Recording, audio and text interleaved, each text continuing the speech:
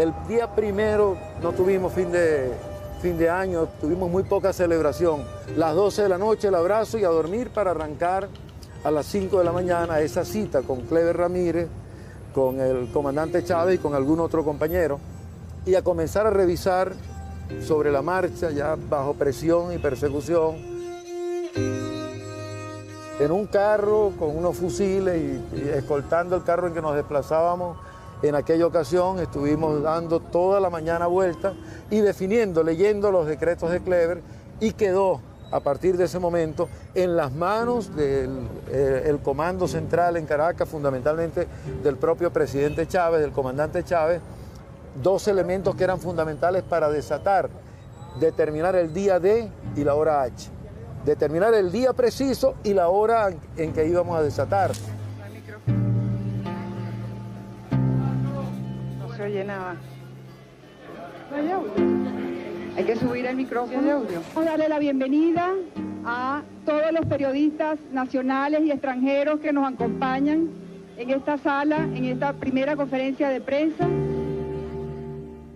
En enero estaba muy dura la situación, mucha persecución, delaciones que nos dificultaban los contactos directos. Día 3 de febrero nosotros nos encontramos efectuándole mantenimiento a todo el sistema de armas del Grupo de Artillería de Campaña Lanzacohetes Múltiples motivados que veníamos regresando de las maniobras. Bueno, ese mismo día llegó el teniente Suárez Churio, aproximadamente a las 10 de la mañana, se presentó a entregarle la orden de operaciones al teniente coronel Francisco Arias Cárdenas. Le traigo un mensaje de parte del comandante Chávez. El día es el 3 y son las 24:00 horas, la hora de arranque de la operación. El lunes 3 de febrero al mediodía, el comandante Francisco Arias Cárdenas me envía un soldado con una nota. La nota decía 3 de febrero y por detrás decía natalicio de Antonio José de Sucre. Realmente nosotros hablamos del 4 de febrero, pero nosotros iniciamos la operación el día de Antonio José de Sucre. Nosotros arrancamos el día 3 hacia las 9:30, 10 de la noche. Y quiero explicarles, hay muchísimos periodistas que nos acompañan. Hemos elegido 25 periodistas entre nacionales y extranjeros. Tienen un tiempo de 30 segundos para formular sus preguntas y el presidente electo tiene 3 minutos para contestar. Entonces nos dan las indicaciones y me dice, era un movimiento, el movimiento ya estaba para participar ese día, dice un movimiento nacional que estaba apoyado por civiles y militares, que en la noche íbamos a salir, que íbamos a estar en el cuartel hasta las 6 de la tarde. A las 6 de la tarde nos dijo que nos fuésemos a nuestras casas, dejáramos todo con nuestros familiares, todo que no fuesen a tener problemas, y a las 10 de la noche nos reuníamos nuevamente en el cuartel del Libertador en su oficina. A todas estas hubo ese día una gran movilización en todo Fuerte Tiuna, inclusive yo le dije al capitán Aguilar Tegame, que era instructor de táctica e ingeniería, que nos diera libre, porque estaban saliendo muchos oficiales y ya estaban haciendo muchas preguntas, que por qué el aula estaba quedando sola de todas las fuerzas, de los demás alumnos de las otras armas, y salimos a cumplir nuestra misión y a ir a prepararlo. Damos inicio entonces con Jimena Ortuzar, de la revista Proceso de México. Jimena, tienes la palabra. Me voy al cuartel. Cuando llegamos a las 10 de la noche, entramos a la oficina del teniente coronel Arias Cárdenas. Se encontraban todos los oficiales del grupo, como estaban 2 capitanes y el resto tenientes, y los tenientes se estaban juramentando, y se efectuamos la juramentación. Y comenzamos con los oficiales que ya estaban comprometidos a trabajar acerca de la orden de operaciones y la parte final del desenlace de la operación.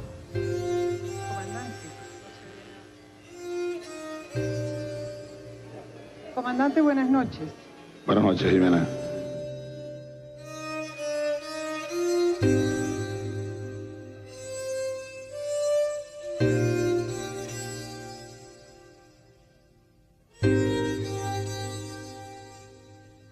Mi pregunta es la siguiente. Cuando usted se dio a conocer el 4 de febrero del 92, empezaron a aparecer en los muros de Caracas, y me imagino que de toda Venezuela, Chávez es pueblo. Cuando usted inició su campaña política, la gente empezó a decir Chávez es la esperanza y es el cambio. y ahora en vísperas de su triunfo electoral la gente decía que usted es un sentimiento nacional. Mi pregunta es, como presidente electo, ¿qué espera usted que el pueblo de Venezuela diga del presidente Chávez cuando él termine su mandato? Pues lo que aprendí hace años, Jimena, cuando tenía 17 y entré a la Academia Militar de Venezuela queriendo ser pelotero de Grandes Ligas. Y allá en el patio de honor de la Academia Militar, donde recibí mi sable de subteniente el 5 de julio del año 75, allá está inscrito. Dice así: la Academia Militar de Venezuela forja hombres dignos y útiles a la patria. A mí, al final de todo esto, sentado a la orilla del camino, me bastará, más allá de todo lo demás, que el pueblo venezolano diga: Hugo Chávez fue un hombre digno y útil a su país. Más nada, sencillamente así. Desde que el comandante Chávez me da la misión de integrar la Plaza de Valencia, pues digamos que hay personas fundamentales acá. En el área ciudadana, sin lugar a duda, el trabajo que hace Saúl Ortega y Argenis Loreto para integrar la población civil, que siempre fue nuestro sueño, que la insurrección fuera cívico-militar. El trabajo que hace Saúl y Argenis es trascendental, es lo que logra el tejido social en la calle. Digamos que de allí se deriva toda la integración de la muchachada universitaria, desde allí se deriva toda la integración ciudadana, y el día específico de los hechos del 3 y 4 de febrero, pues se deben a ellos fundamentalmente y a todo el liderazgo de ese entonces. Ya al mediodía, Rona me dijo que habíamos decidido actuar ese día, lo manteníamos aún cuando ya se había delatado, había información de que habían delatado el movimiento el lunes 3 a mediodía. Lamentablemente, ya con este movimiento nos enteramos que ya habíamos sido delatados por el encargado de alzar a la Academia Militar de Venezuela. Ese compañero era capitán en la Academia Militar. Entonces, él estaba comprometido con nosotros. Y esa noche recuerdo que le entregamos un radio. En la Escuela de Infantería le entregamos un radio a ese señor. Pero es que ese señor era novio o esposo de la hija del director de la academia. O sea, el director de la academia era su suegro, pues, o iba a ser su suegro. Entonces él con el radio en la mano le dijo todo lo que íbamos a hacer. Entonces nos montaron, con ese radio escuchaban todo lo que nosotros estábamos haciendo, y nosotros, todavía ese señor fue a la Escuela de Infantería, eso de las 7:30 de la noche, y nosotros caímos como unos tontos, y él fue como que tengo listos los cadetes. ¿Tenía abierto la señal de la radio? Sí, además nos delató a todos, pero ya previamente había un coronel apellido Rivas, si mal no recuerdo, que se había enterado por otra vía, porque hubo mucha gente que se asustó. Sí, bueno, a mí me correspondió ese día tener la responsabilidad en Caracas de las operaciones, porque la persona que tenía la responsabilidad pues no la asumió. Sí, porque había la teoría de que muchos de esos militares, soldados, etcétera, fueron a ese proceso, digamos, engañados. Y vinieron aquí y se movilizaron, digamos. Ahí casi todo el mundo sabía lo que estaba pasando. Yo creo que si algo estaba a voces en esa rebelión. El Freites no estaba, yo tenía algunos oficiales del Freites y no estaban allí. Entonces cuando nosotros vamos a las habitaciones de los oficiales, le tocamos las puertas, algunos de los oficiales se unieron a nosotros, otros oficiales no quisieron unirse, lo llevamos hasta la oficina del comandante Arias Cárdenas, se desarmaron y estuvieron ahí bajo vigilancia. Entonces yo no podía utilizar el Freites, lo que hice fue despachar a las unidades para los objetivos que teníamos previstos y dejar todos los soldados del Freites detenidos en sus cuadras con vigilancia afuera, desarmados. Pero la mayoría de los profesionales del Grupo Freites se unieron al movimiento. Igualmente las tropas decían: ¿qué está pasando, mi comandante? Mi comandante Arias Cárdenas le decía: bueno, estamos este es un movimiento nacional y vamos a defender la democracia. Pero paso en la noche, en la madrugada, paso por las cuadras. Y cuando paso por las cuadras hay un soldado que me dice: ¿verdad que ustedes están en armas contra el gobierno de Pérez, que van a tumbar los adecos? Y yo le digo: exactamente, pero más que eso. Y entonces la tropa le decían: sí, mi comandante, estamos con nosotros, con ustedes, vamos a acompañarlo. Y las tropas se unieron a nosotros. Y ahí se me prendió el bombillo de inmediato, ¿no? Y yo dije: coño, ¿pero qué hago con estos soldados presos si son pueblos como los soldados míos? los mandé salir a formación. ¿Tú te acuerdas de eso? Claro. Y aquí en la plaza les di una arenga. Y les di una arenga y les dije las razones. Fueron 10 minutos. Y le dije quiénes me van a acompañar.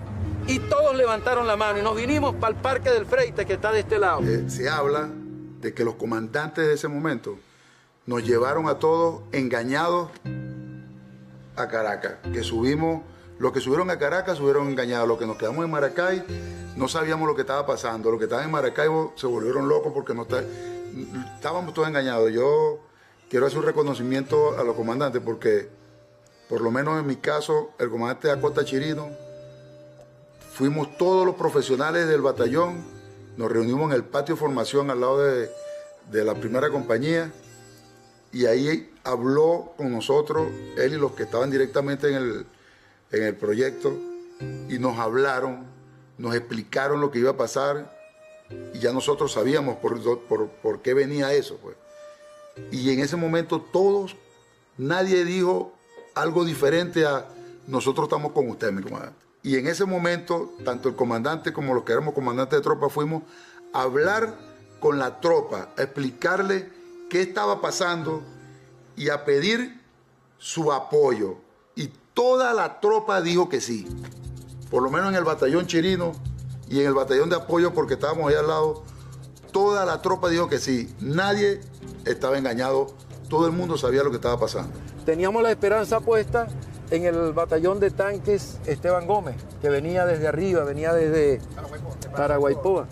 Desafortunadamente el compañero que estaba ahí decidió no intervenirse. Bueno, son los temores propios de la circunstancia. Controlamos el Fuerte Mara completo. El batallón de ingenieros allí se mostró neutral, le dijeron que ellos no participaban, pero se quedan tranquilos porque nos dejaban salir. Salimos y me llevé una columna de tanque con el capitán Duarte Mariño hasta el cuartel Libertador, donde nos esperó el comandante Arias Cárdenas. Cerca de las 12 se presenta aquí una unidad de infantería con varios camiones y con 2 o 3 TPZ, vehículos de transporte de tropa, que logró sacar el capitán Fran Morales. Fran Morales. ¡Epa! Cuya! Ha llegado, mira, este compañero que está aquí, ¿sabe? Lo llama el viejo Fran Morales. Pero este compañero llegó aquí cuando yo daba todo por perdido. Me dice ahí Rojas Suárez que el sargento Freite, mira, ahí está bloqueado, no puede cumplir lo que tiene que cumplir. Y lo que tenía que cumplir era que tenemos que entregar un material, y tenía que entregar un material a unos compañeros civiles en la calle.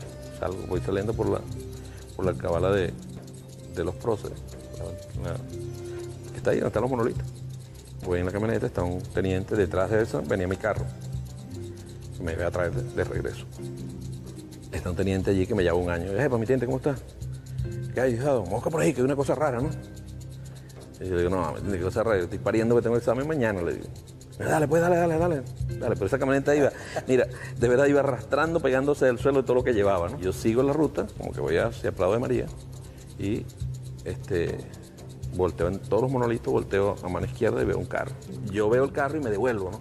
Y digo, este es el carro de la casa. Y doy la vuelta y me pongo al lado y está mi esposa. Está llorando ahí, ¿no? Llorando.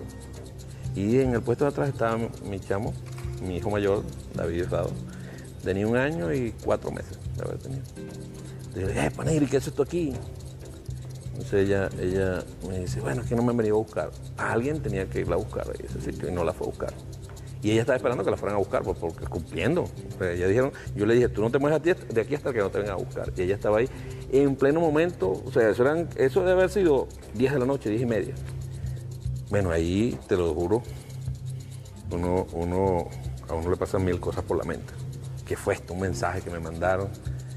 ¿Sigo o me quedo con mi familia? ¿No? Lo pensé. Inmediatamente ella me dijo, anda a hacer lo que tienes que hacer.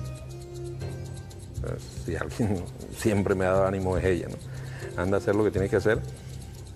Y yo vi a mi chamo, me metí atrás, le di un beso a ella y me fui, entregué lo que tenía que entregar, regresé y pasé por el frente del palacio. Y yo que voy pasando y está entrando un carro que yo suponía que era Carlos Andrés. Con dos motorizados y me paro en el primer teléfono que consigo, llamo para la escuela de infantería y les digo, mire, el tipo está entrando aquí. Vamos a darle porque el tipo... ¿Fue a dónde? Frente al palacio. Frente al Palacio Blanco. Del Palacio Miraflores. Ah, tú me dijiste que tú llegaste, los primeros que llegaron a Miraflores fuiste... No, pero es que no he llegado ahí, todavía, porque yo llamo ahí y yo me arranco para el fuerte y los compañeros, al final quedamos 7. ¿7? ¿De cuántos? No sé cuántos eran, pero quedamos 7. Hemos decidido entrevistarlo, te hago esta introducción, porque sentimos que dentro de los criterios, digamos, de análisis político, usted tiene una visión, por supuesto, crítica del proceso que estamos viviendo. A mí me gustaría que usted me diera una referencia histórica de por qué sucede el 4 de febrero desde su punto de vista y la responsabilidad de la Cuarta República en esa sonada para unos, insurrección para otros, golpe de Estado para otros. Bueno. Mira, Carlos, yo te quiero decir con mucha franqueza y con mucha claridad que el 4 de febrero surge de la tradición histórica, golpista y militarista que tenemos los venezolanos. Te cuento rápidamente, yo nací el 18 de octubre de 1940. 5 años después hubo un golpe militar para derrocar al general Medina. Luego de 48 horas de confusión política, se cristalizó la situación. Medina ya no era presidente de la República y la noche del 19 de octubre, las emisoras de radio daban a conocer al país la formación de una junta de gobierno presidida por Rómulo Betancourt. La Radiodifusora Nacional y la Cadena Nacional de Radiodifusoras transmitiendo desde el Palacio de Miraflores. Una vez volverán a la radio y a la prensa los hombres de la revolución a ampliar, profundizar y definir más concretamente aún lo que queremos. Pero 3 años después hubo otro golpe militar para derrocar a Rómulo Gallego. De encargo de responsabilidad de discípulo a maestro en el tiempo pasado. La usurpación se pone en marcha. Las órdenes salen del Ministerio de Defensa y del Estado Mayor para desconocer y deponer a las autoridades legítimas. Miles de personas son detenidas. Centenares sufren persecución. Pero unos años después hubo un golpe militar para desconocer la Asamblea Nacional Constituyente que había ganado Jovito Villalba.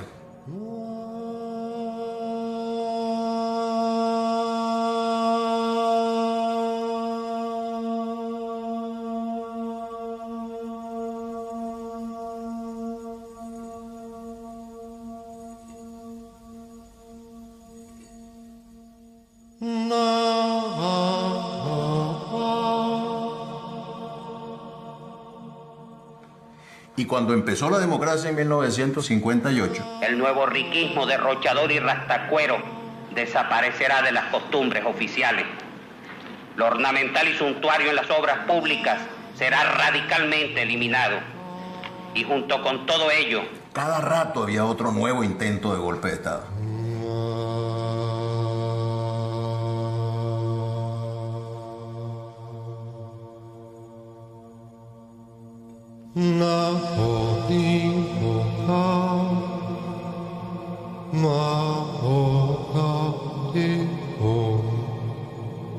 Pero es que el siglo XIX venezolano está lleno de golpes de Estado y de guerras intestinas y de conflictos violentos y sangrientos entre los venezolanos. Déjame decirlo con mucha serenidad y con mucha claridad. El 4 de febrero es un acto bárbaro, primitivo y salvaje. Ya basta de tanta ignominia, basta de tanta traición.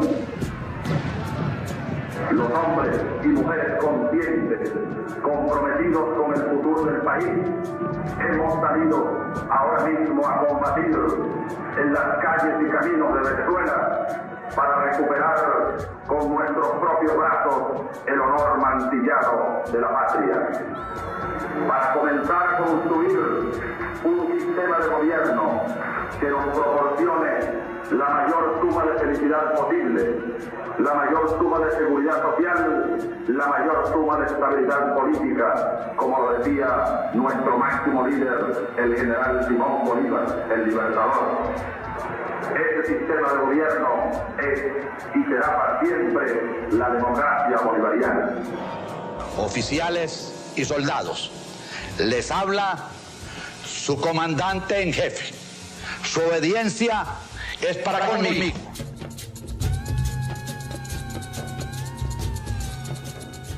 Ya estaban delatadas las unidades, todo el mundo estaba a la espera de hacernos presos. Estos compañeros se robaron unos tanques en el batallón Ayala, esa es la palabra.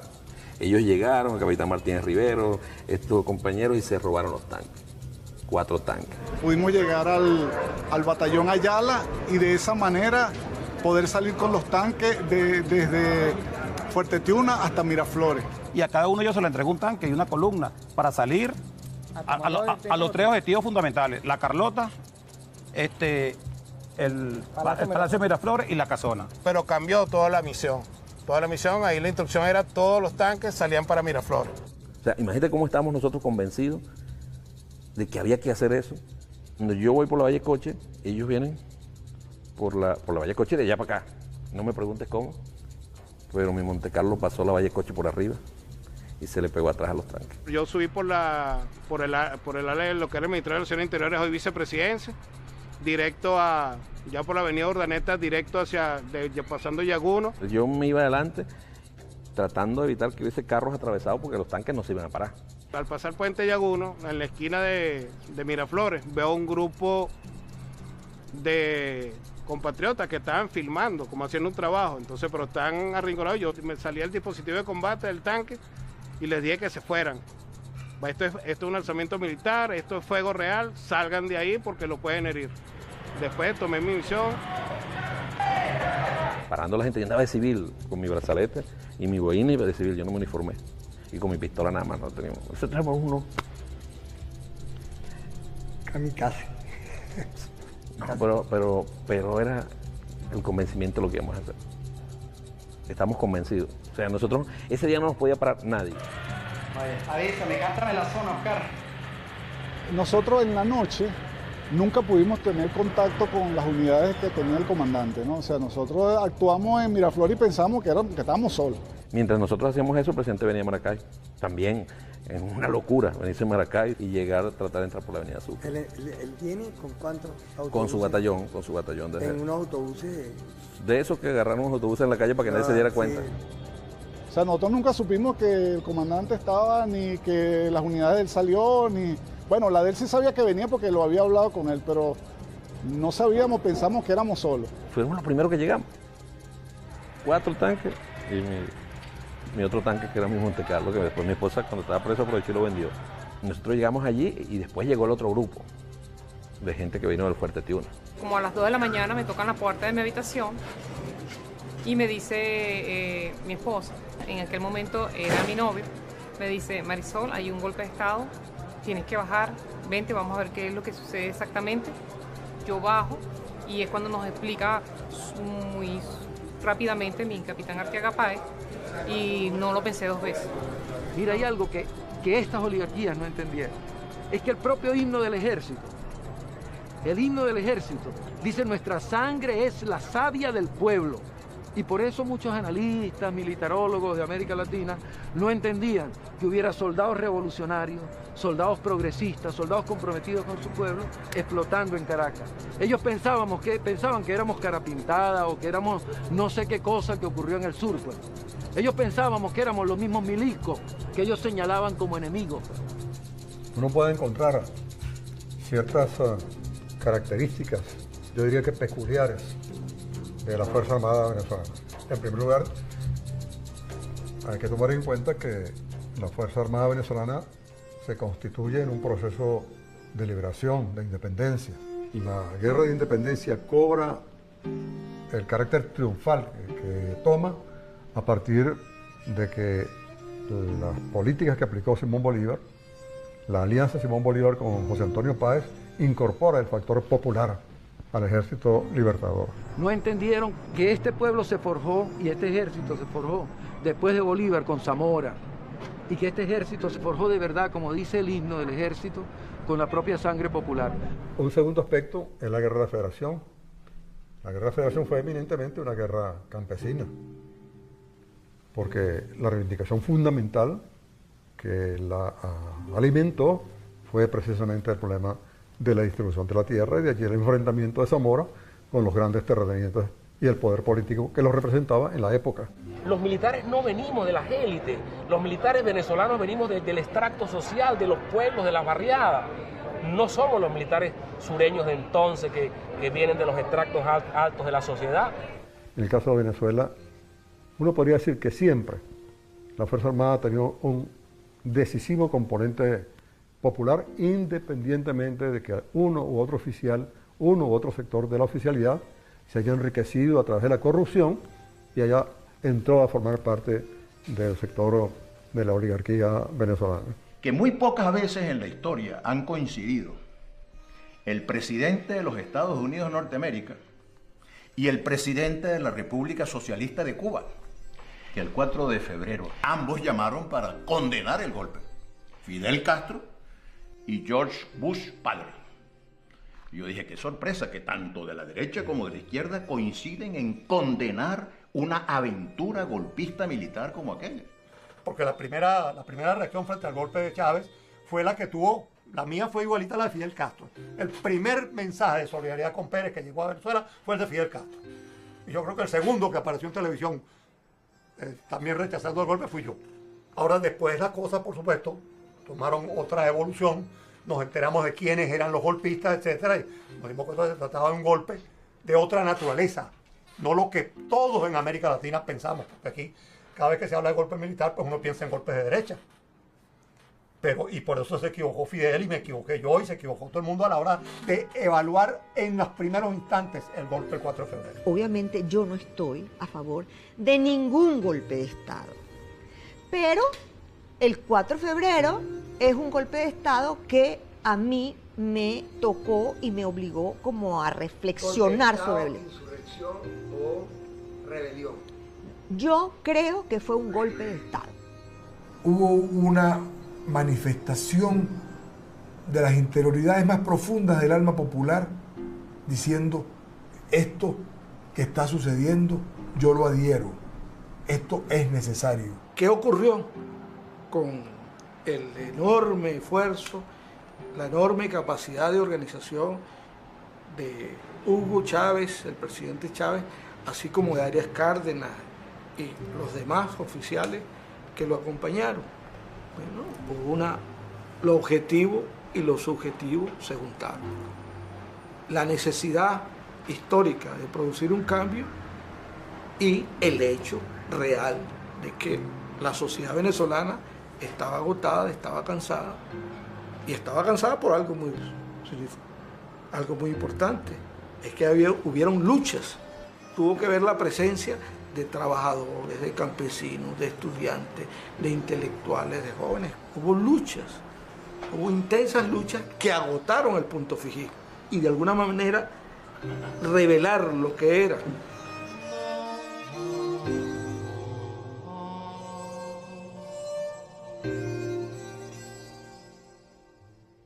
Mira, hagamos un brevísimo recuento, incluso de lo que yo viví.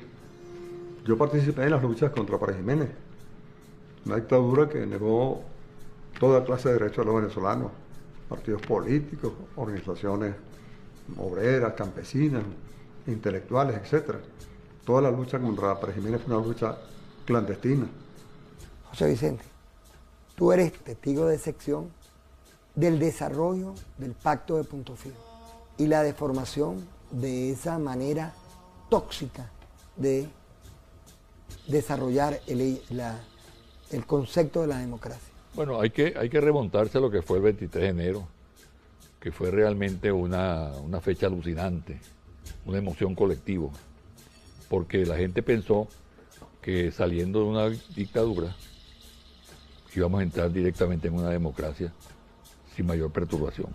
En 1958 salí a la calle con ese pueblo que quería democracia y que quería saber y que quería conocer.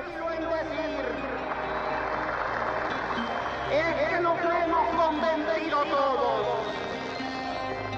de que no más el canibalismo político en este país, de que no más la lucha acerba entre los venezolanos, lucha acerba contra los enemigos de la democracia, pero el entendimiento Todos soñábamos entonces con que llegaríamos al reino de la democracia, de las libertades, del aprovechamiento de los gigantescos potenciales del país para mejorar las condiciones de vida de los venezolanos, y eso fue totalmente frustrado por la experiencia de lo que Maneiro muy correctamente llamó el condominio Adeco Copellano. Pero resulta que casi simultáneamente con el 23 de enero hubo el contragolpe de la oligarquía y de los factores de poder, que se apoderaron rápidamente de lo que representaba el 23 de enero. El 23 de enero del 58, la verdad es que la izquierda no tenía una estrategia de poder. Quienes tenían una estrategia de poder era la burguesía y el imperialismo yanqui. Por eso nosotros salimos como jóvenes a asaltar a la seguridad nacional y no ir hacia Miraflores. En cambio, la burguesía sí fue a Miraflores, reordenó sus cosas y ya era demasiado tarde.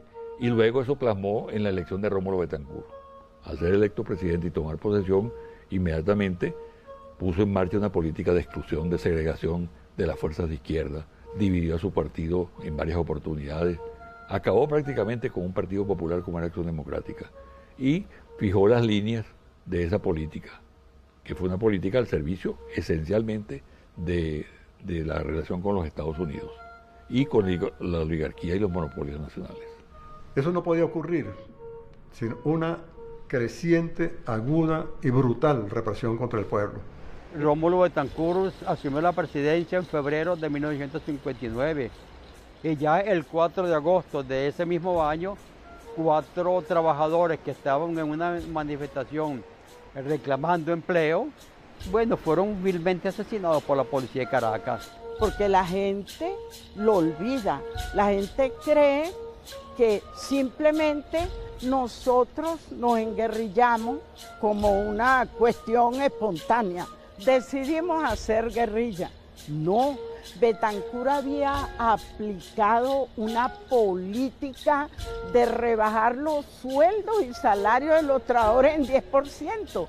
Imagínate. Se creó lo que se llamó el plan de emergencia para, en cierta forma, paliar la cantidad de desempleados que habían fundamentalmente en el sector obrero. Pero cuando llega Rómulo Betancourt al gobierno, el plan de emergencia es eliminado y eso produjo una cantidad de protestas. El sector estudiantil, fundamentalmente el Partido Comunista y la Juventud Comunista, y salió en solidaridad al sector obrero. Yo participé en la manifestación de la Concordia y vi los asaltos de las bandas armadas de Acción Democrática, donde murieron gente a mi lado, avaliados por la policía. Simplemente una manifestación de desempleados. 4 de agosto de 1959, donde en la Plaza de la Concordia se conglomeró pues una serie de sectores obreros y estudiantiles, pero esa manifestación fue brutalmente reprimida. Además, Betancourt, aquello de atropellar a las manifestaciones en la calle, aquella virulencia de Betancourt contra nosotros, que las jóvenes y los jóvenes de aquel momento nos habíamos llenado de una ilusión con la caída de Pérez Jiménez. Habíamos tumbado la dictadura, entrábamos ahora en la democracia, era el momento de hablar, de gritar, de conocer, y Betancourt dijo aquí plomo, ¿no? Y más nada. Betancourt declara en un caso donde dice que cuando hay las manifestaciones, disparar primero y averiguar después. O sea, no importa quién matara. Eso trajo como consecuencia que los estudiantes, de alguna forma, yo era estudiante, nos alzamos y empezamos a pelear en las ciudades. A pelear en el sentido de era burro contra tigre, era piedra contra disparo.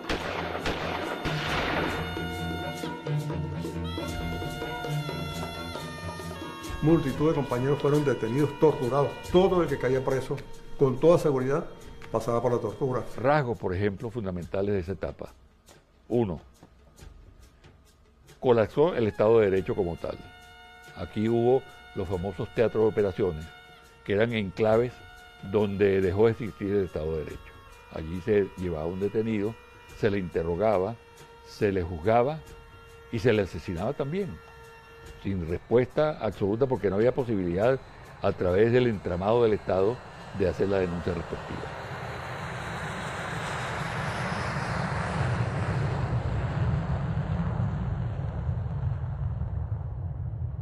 en el movimiento de Carúpano, que ocurrió un mes antes del porteñazo, encabezado por un hombre que es también de una extraordinaria calidad humana, como es el capitán de corbetas Asustor Molina Villegas.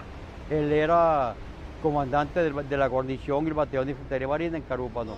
En la madrugada del día viernes 4 de mayo de 1962, un grupo de oficiales patriotas iniciaron un movimiento insurreccional que pretendía poner fin al gobierno de Rómulo Betancourt. A tal efecto, en la mañana del 4 de mayo, luego de haber tomado la sede del batallón de infantería de Marina número 3, deciden tomar Radio Carúpano y el aeropuerto de la ciudad. Y actuando por órdenes del presidente Betancourt, del general Antonio Briceño Linares, ministro de la Defensa para la época, ordenan la movilización inmediata de tropas hacia Carúpano, con la idea de poner fin al levantamiento, el cual sostenían era de origen comunista.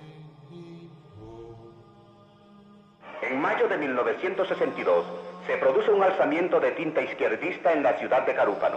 Las Fuerzas Armadas ponen una vez más de manifiesto su apoyo a la constitucionalidad al aplastar el movimiento en pocas horas. En ese brote se comprobó la participación de 2 diputados de la extrema izquierda, uno de los cuales fue condenado a 8 años de cárcel. Sin embargo, nosotros en Puerto Cabello, a pesar de la derrota en Carúpano, nosotros insurgimos el sábado 2 de junio, pero resulta que el movimiento había sido delatado el día anterior en Caracas. Posteriormente supimos quién fue el delator. Bueno, esto se perdió. Más bien el batallón Bravos de Apure, que estaba en Maracay, que debía estar a favor de la revolución, fue utilizado para combatirnos a nosotros en Puerto Cabello. Bueno, esa es la historia.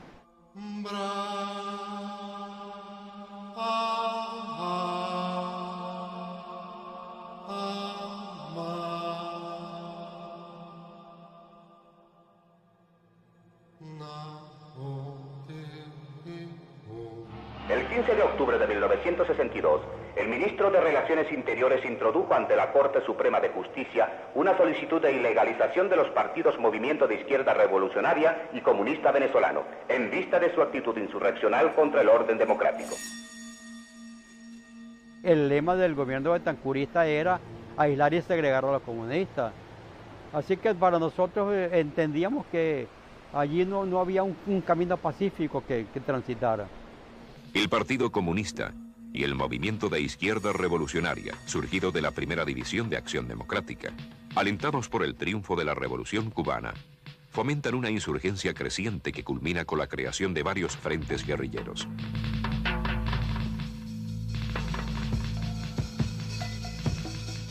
Cuando aquí se fue a la lucha armada, en primer lugar, no hubo unidad de criterios ni de posiciones en el seno del Partido Comunista. Hubo diversidad de posiciones, algunos incluso que se opusieron a ir a la lucha armada. Otros eran partidarios de la insurrección, otros se fueron más por el lado de la guerra de guerrillas. El caso es que no hubo una estrategia conscientemente elaborada y un plan estratégico que permitiera articular y explotar óptimamente las condiciones que se dieron. ¿Cómo vous voyez le chemin de la prise du pouvoir? Antes nosotros pensábamos, quizá, ilusionados con la cosa cubana, con el esquema cubano, en que podía venir de repente sin mayor preparación. En cambio, hoy vemos las cosas de una forma muy distinta. Tuvimos la experiencia del trabajo en el ejército con Carúpano y Puerto Cabello. Sin un trabajo serio en el ejército no se puede tomar el poder. Contra todo el ejército y contra buena parte de la opinión pública es imposible hacer una operación que tenga por lo menos posibilidad de mantener. Tenemos el campo de concentración de la Isla del Burro, donde pasaron más de 3.000 prisioneros políticos por allí. Allí contrataron a los mejores técnicos en campos de concentración, tanto de los Estados Unidos como de los viejos guardianes alemanes de los campos de concentración de triste recordatorio de la Segunda Guerra Mundial. Fue un campo de concentración concebido en los términos nazis. No había debido proceso, no había garantías procesales para los detenidos. Esto nos lleva a decir lo siguiente, una afirmación que yo ratifico constantemente, y es que ese clima se dio Y ese es el exabrupto, en el marco de una democracia representativa que era exportada al exterior como la verdadera democracia en América Latina. Es bueno señalar que la figura represiva de la desaparición surge en Venezuela, en los gobiernos de Betancur y de Raúl Leoni.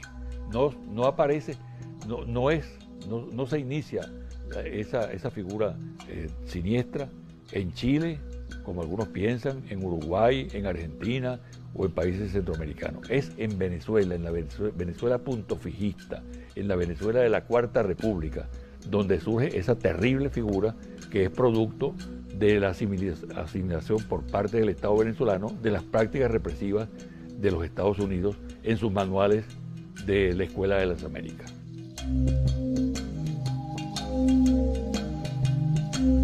Hoy en día hay una serie de historiadores, de analistas, que tratan de reivindicar la figura de Rómulo Betancourt y lo presentan como padre de la democracia.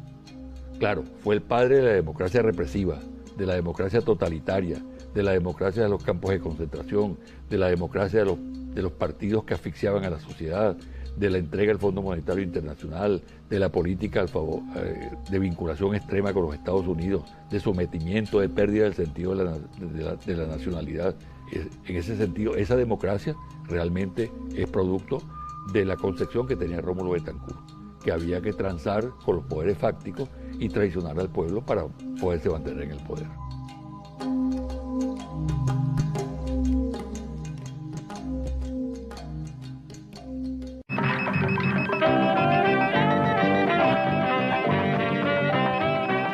Y esta es nuestra última información. Se conoció a través del comité de empresa del Diario de Caracas que han sido despedidos 32 periodistas del plantel de este órgano informativo. La dirección administrativa del Diario de Caracas no suministró detalles en relación a esta medida acordada en las últimas horas. Bueno, ese episodio que tú refieres, que fue la famosa historia del Diario de Caracas en el año 84, por la discusión de un contrato colectivo que el grupo 1BC, que era el dueño del Diario de Caracas, se negaba a discutir, pero que en el fondo había un problema, un trasfondo político, un trasfondo de la visión de la sociedad. Hemos conscientemente reducido el número y la frecuencia de columnistas de izquierda en nuestras páginas de opinión como reflejo a la decisión del electorado venezolano. Dicho electorado no es más que el conjunto de nuestros lectores actuales y potenciales.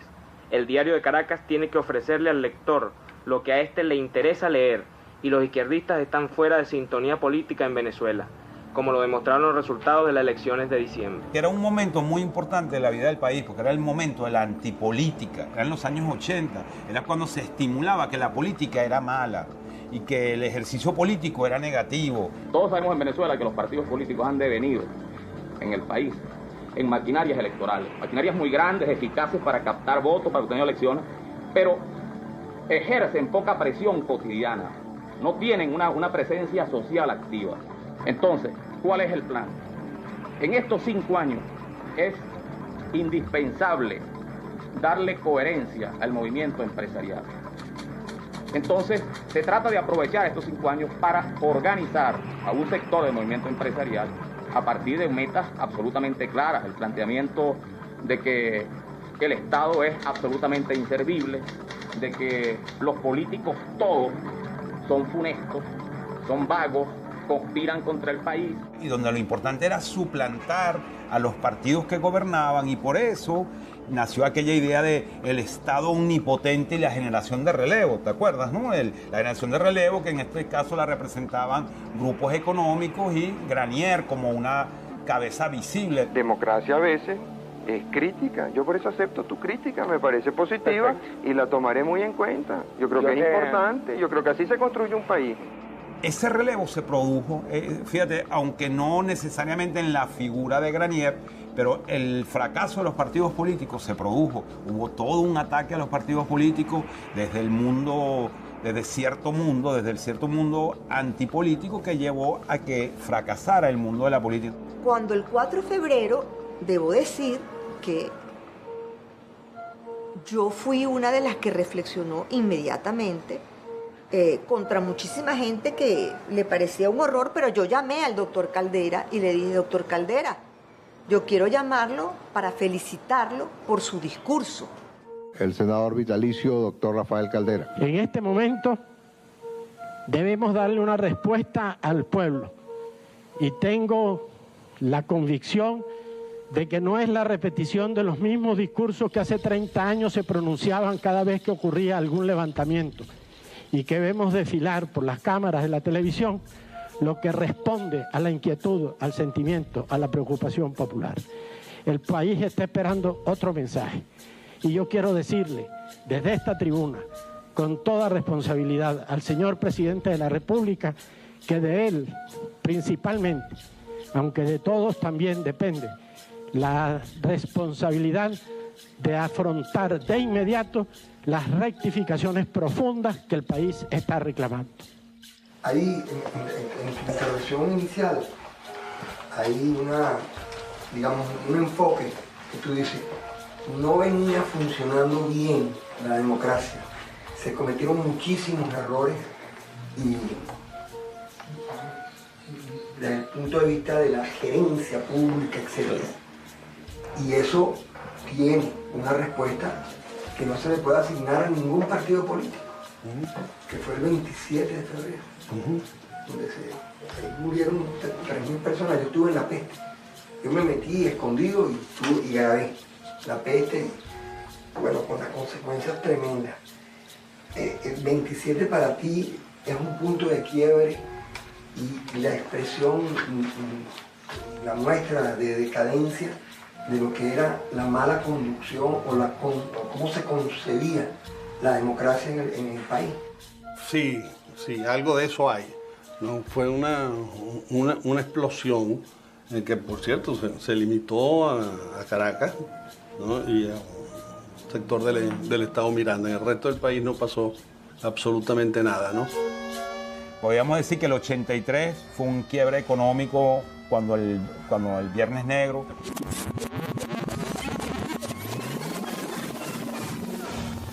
El 89 fue el quiebre social con la explosión del Caracazo.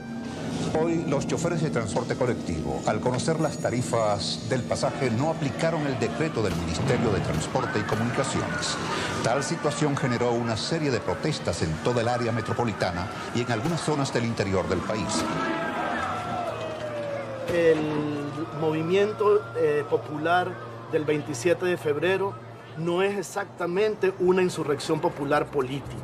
Hay un momento de protesta política que tiene que ver con el incremento de los pasajes, del costo de los pasajes en Guarena. Y eso se va expandiendo hacia el resto de Caracas.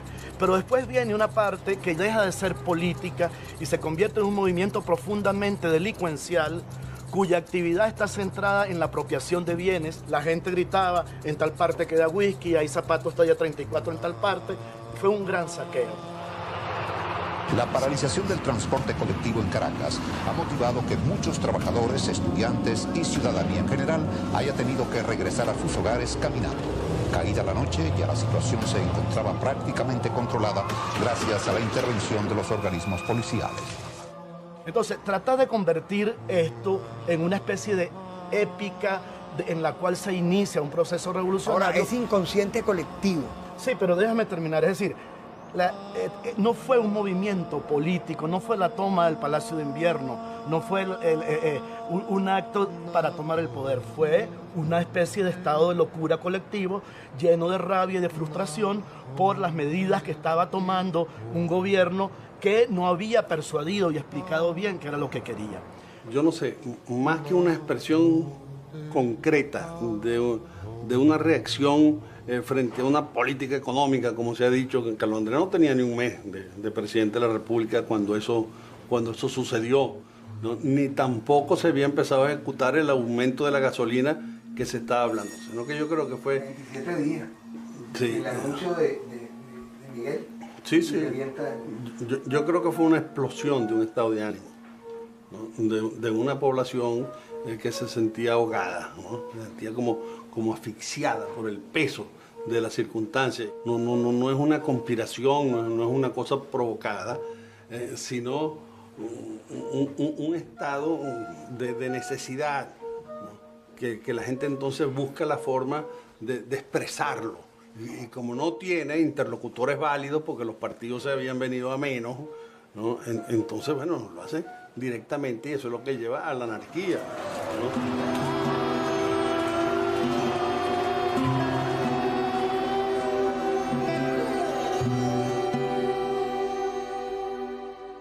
Y la mayor demostración de la visión criminal, asesina, represiva, brutal de ese régimen, de ese condominio Adego Copellano, fue el 27 de febrero. Pues compartimos esa experiencia, cómo aquí se disparó a mansalva contra poblaciones indefensas. Tú recuerdas que una vez fuimos al 23 de enero y la fachada de un edificio estaba borrada a tiros. Según cálculos de algunos amigos militares, en esos 2 días se dispararon más de 6 millones de tiros. 27, 28 de febrero fue un sacudimiento muy profundo, ¿no? Nosotros cuando salimos a la calle no salimos a reprimir, salimos a restablecer un orden que está alterado y que no permite el normal desenvolvimiento de las actividades del país, ¿no? Y la reacción pues militar, la suspensión de garantías primero y la reacción militar, sacar el ejército a la calle o las Fuerzas Armadas a la calle para contener manifestaciones de orden público, es un error gravísimo. Y de allí esa cantidad de muertos que hubo. Yo estaba en ese momento en la escuela superior y me daban el mando, siendo mayor, creo, todavía antiguo. Me daban el mando de una gente que yo no conocía, pues, para que saliera a establecer el control en un área determinada. Yo he hablado con muchos oficiales, ¿no? Algunos de los cuales son importantísimos en el gobierno actual, ¿no? Que en aquel momento eran capitanes y mayores, ¿sabes? Que me han dicho, yo tuve que ordenar que dispararan, ¿no? Porque es para los que están formados, es para los que están preparados. El pensamiento del libertador, ¿no? Que dice que maldito el soldado que empuñe sus armas contra su pueblo, ¿no? Realmente fue eso, ¿no? O sea, sentirte maldito, pues. Sentirte maldito porque habías traicionado al pueblo, porque habías dejado que lo masacraran, lo maltrataran. Los términos de represión no son acordes con la actuación de las Fuerzas Armadas venezolanas. Yo recuerdo que uno de los compañeros nos decía con una frase muy clara, porque no teníamos todavía el aparato militar a punto, el aparato cívico-militar no estaba ajustado, y decía, hermano, la circunstancia real, la circunstancia objetiva, explotó y nos consiguió todavía con los pantalones abajo. Yo creo que hay que recordar el 27 de febrero de 1989, que fue una experiencia difícil para los movimientos populares, para el movimiento estudiantil. ¿A qué me refiero con difícil? Que la represión fue brutal. La represión más brutal fue luego que pasaron los episodios de saqueo, de movilización, de disturbio. Fue cuando la gente ya estaba en sus casas y fue una represión que intentaba ser intimidatoria. Fue la represión de Carlos Andrés Pérez, eso implicó cárcel, implicó tortura para muchos dirigentes estudiantiles, implicó el asesinato de dirigentes populares.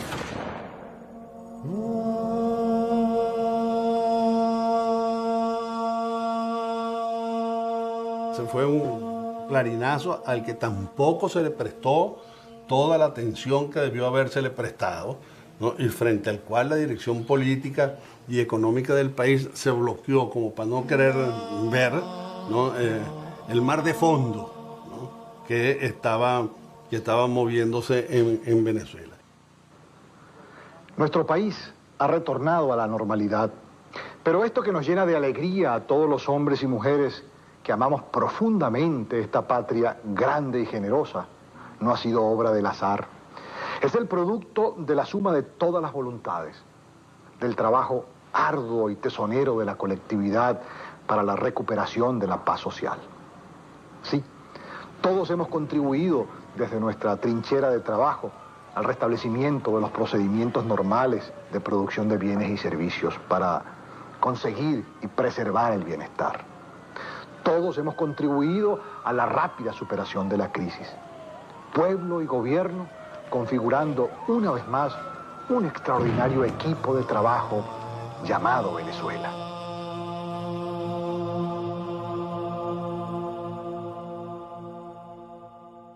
Es difícil pedirle al pueblo que se inmole por la libertad y por la democracia cuando piensa que la libertad y la democracia no son capaces de darle de comer, de impedir el alza exorbitante en los costos de las subsistencias, cuando no ha sido capaz de ponerle un coto definitivo al morbo terrible de la corrupción que a los ojos de todo el mundo están consumiendo todos los días la institucionalidad venezolana. Esta situación no se puede ocultar. Fíjate cómo sería la situación, ¿no? Que hubo una cosa curiosa, ¿no? Los golpistas que se alzan y son derrotados militarmente y son hechos presos y se pasan las cabezas de ellos 2 años encalabozados allá en Yare 1 y en el cuartel San Carlos otro, se van convirtiendo como en una especie de héroes, ¿no? de tamacunes vengadores, ¿no? de la sociedad oprimida, ¿no? Y el gobierno, el presidente Pérez y el gobierno del presidente Pérez, que es quien los enfrenta, quien los derrota, quien los reduce a su más mínima expresión, ¿no? Se convierte en el malo de la película. Es una cosa sumamente curiosa y empieza a tener problemas hasta con su propio partido, lo cual lleva 1 año después, ¿no? A su destitución por la vía civil. El proceso conjunto del Tribunal de la Corte Suprema de Justicia de la época y del Congreso, que termina con su defenestración como presidente de la República. Entonces, a los meses asume Caldera, indulta y empieza el tránsito de Chávez, ¿no? De ir abandonando progresivamente la vía de la insurgencia, ¿no? Y adoptando la vía electoral y llega a la presidencia de la República. O sea, supo leer, supo interpretar el sentimiento general de la población o mayoritario que existía en aquel momento. Ayer, uno de los principales titulares de Universal decía: Amazonas registra el más alto índice de embarazo precoz. Pero Amazonas no es el único estado donde el embarazo es precoz. El primer venezolano de este año 99 nació en Caracas y su madre tiene 14 años apenas. Los niños mueren a causa de enfermedades infectocontagiosas y los jóvenes se suicidan frustrados por la falta de futuro. Esa es la Venezuela que usted recibe. ¿Por dónde empezamos? Tú sabes que el presidente Caldera decía hace unos días que él me entregaba un país en marcha. Yo le respondí desde Barinas que sí, en marcha pero hacia el infierno. Porque hay muchos tipos de marcha. Tenemos que revertir la marcha y cambiar el rumbo. Tú me sigues preguntando por dónde empezamos, pues hay muchas formas. Por ejemplo, en el caso de la juventud, en el caso de la educación. Pero hay una cosa, ya que estamos hablando de empezar, yo empiezo pidiéndole a todos los venezolanos, porque la tarea no es mía. La tarea de un hombre solo es imposible cuando se trata de un drama tan profundo como el que estamos viviendo en Venezuela. Cada hombre, cada mujer, cada medio de comunicación social, y subrayo esto, cada medio de comunicación social, tiene que ser visto en función de servirle a un país, especialmente como está nuestro país. Los empresarios privados tienen que incrementar toda la conciencia social, la conciencia aquella de Cristo, la de Bolívar, que nació rico en cuna de oro y bueno, invirtió todo aquello y murió sin camisa. Yo no les pido que mueran sin camisa, pero que pongamos en primer lugar la realidad social de nuestro país. Para eso se necesita un líder, y hacia eso va este programa. Usted es un soñador, o como diría Bolívar, que fue otro, un majadero. Los grandes majaderos mueren crucificados. Lo que no queremos es que usted muera crucificado, sino que continúe con esos sueños que ha tenido durante toda su vida y que ha luchado por ellos y que ha sido constante esos sueños. Y ahora que es el líder y el comandante, no de un pelotón, sino de un país, por eso involucro a todo el país. ¿Por dónde empezamos para que no se sigan suicidando los jóvenes porque no sienten futuro, sobre todo porque no tienen valores? ¿Por dónde empezamos para que la educación sea como la que usted recibió allá, como la que usted nos decía, que era integral, como decía Simón Bolívar, Simón Rodríguez, que usted tanto admira? ¿Cómo hacer para cambiar la mentalidad? ¿Qué ha pensado sobre eso? ¿Cómo así? Nosotros comenzamos con las 3 raíces. Para nosotros era Zamora, para nosotros era Simón Rodríguez, para nosotros era Simón Bolívar. eran nuestros libros de cabecera y el pensamiento de ellos, con un pensamiento que uno pudiera determinar en este momento, ya evaluado en este momento, presocialista. Cuando tú lees a Simón Rodríguez, sabes que hay ahí un mensaje. Cuando tú escuchas a Bolívar decir que un verdadero gobierno, el mejor gobierno es el que le da mayor suma de felicidad posible, mayor igualdad social, dices, ahí hay algo por debajo, hay algo, una sustancia. Pues. Bueno, nosotros, sin darnos cuenta, nos fuimos llenando de eso. Sin darnos cuenta, además el que venía de la calle con algún nivel de formación política. El presidente me capta allá en la Academia Militar, pues eso no se me puede olvidar porque es el génesis. Y nos dice, ¿ustedes están dispuestos a acompañarme en un proyecto que tengo? Bueno, nos contó el proyecto y nosotros le dijimos que sí. Obviamente el proyecto no era tomar el poder para cambiar las estructuras del país. Simplemente era un proyecto para que cada día que pasara fuésemos mejores profesionales, fuésemos mejores oficiales y con eso cambiar el esquema del ejército, que era lo que nos habíamos planteado en ese momento.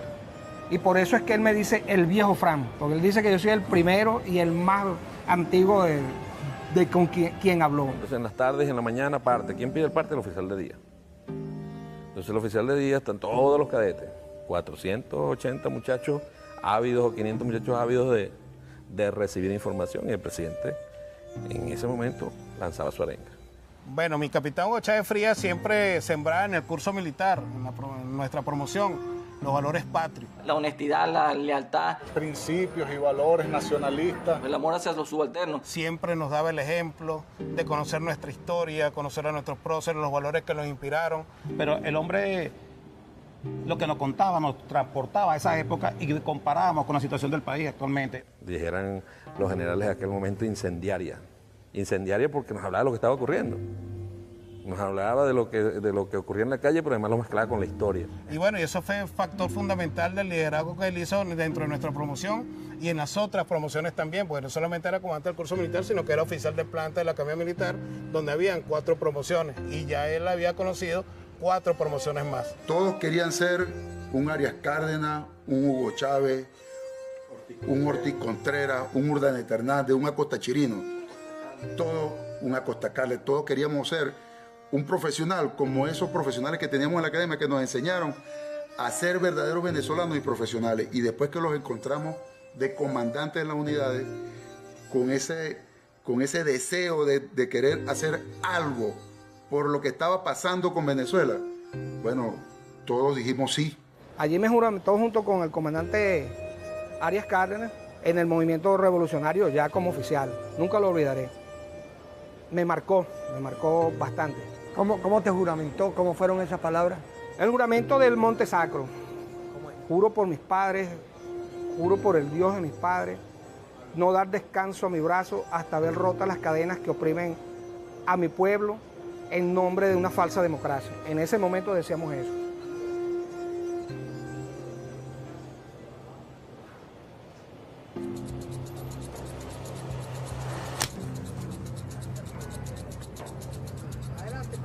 Bueno, realmente Gabriel, ¿no?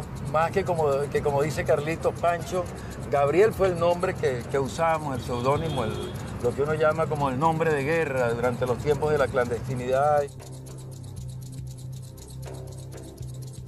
La primera vez que Chávez Frías entra como un beisbolista, venía del Fuerte Tiuna, venía con una gorra, un bate, unos spikes, un uniforme de béisbol, cuyo seudónimo fue Caridad, en otras ocasiones fue Jesús María.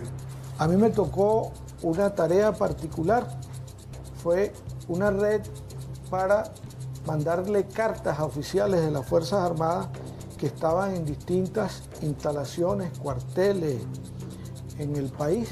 La causa R, que estuvo comprometida para esa ocasión con la idea de que la democracia representativa estaba exhausta y que era necesario buscar un cambio y que necesariamente tenía que ser mediante alguna fórmula insurreccional. Mira, había muchos grupos civiles involucrados en diferentes partes del país. Nosotros teníamos relación solo con la gente que estaba en el occidente, quienes estaban en Barquisimeto, que estaban en el Zulia, que estaban en San Cristóbal y los que estaban en Yaracuy. Francisco Arias se fue una vez a Chihuahua y en Chiguará consiguió a quien fue el hombre que dirigió el FLN-FAL en la década del 60, Clever Ramírez. O sea, un militar no regular. Esto comenzó principalmente con una convocatoria que hizo el ingeniero Clever Ramírez para San Felipe, Yaracuy. Una vez que estuvimos allá, plantea que va a presentar un libro. Este libro versaba sobre una tesis de la Quinta República, ¿no? Pero realmente todos los convocados, gente vinculada a la conspiración de izquierda, pues, militantes del PRD, guerrilleros, para nosotros, de verdad que nos llamaba la atención que Clever, un hombre que había estado incluso retirado de la lucha política, nos convocara solo para la presentación de un libro. Allí me plantea porque detrás, efectivamente, de la presentación del libro es que hay en puerta pues un movimiento, digamos, militar que requería la participación civil y fundamentalmente conseguir gente con experiencia en, digamos, la lucha armada para que participara en el evento. Y Clever Ramírez se incorpora con su grupo a las acciones que iban a tener lugar el 4 de febrero. El grupo más noble del ejército, donde formaba parte Arias Cárdenas, especialmente porque era el que tenía más contacto directo con él, el comandante Chávez, el capitán Perecira, y creo que estaba Ortiz. Prácticamente se reunían con alguna regularidad, porque no era siempre, pero con quien más mantenía el contacto era con Arias Cárdenas. Y en la reunión, pues está Chávez presente. Yo no sabía que él era militar, ni lo conocía. Él en un mapa, pues sobre un pliego de plástico, ¿no? Hace toda la explicación de lo que él considera pudiese ser una exitosa rebelión en la región central del país, ¿no? Particularmente uno siempre se quedó con algunas dudas porque plantearse en una etapa de reflujo, veníamos de un reflujo político, o sea, una insurgencia militar, o sea, uno decía, bueno, ¿y con qué contamos para eso? Al final de la reunión él se identifica, me da la tarjeta, ¿no? Allí pues estaba con su nombre y apellido, ¿no? Comandante del batallón de paracaidistas, ¿no? Inclusive él pasa mucho tiempo asistiendo a la Biblioteca Nacional, estudiando los golpes del año 45, cómo se había hecho la constituyente y cómo se había hecho la constituyente en el año 45, en el año 41 de Medina y tal, y de allí va sacando algunas conclusiones que le permite elaborar más adelante cada uno de los decretos para ser tomado en el momento en que se fuese a tomar el poder. El comandante Chávez, él personalmente dirigía esa relación. Él era el que conocía dónde estaban los diferentes grupos. Por cierto que los encuentros con Clever eran para la discusión política de los materiales. Para que tú veas que él estaba tan pendiente de los detalles, de las tareas que nosotros teníamos, hasta la elaboración política de los documentos. Yo puedo reivindicar a Clever Ramírez. Le dieron la responsabilidad de estar con los decretos para entrar a Miraflores. Y a las 10:30 de la noche, a las 10 de la noche, estaba Clever Ramírez en Puente Yagún.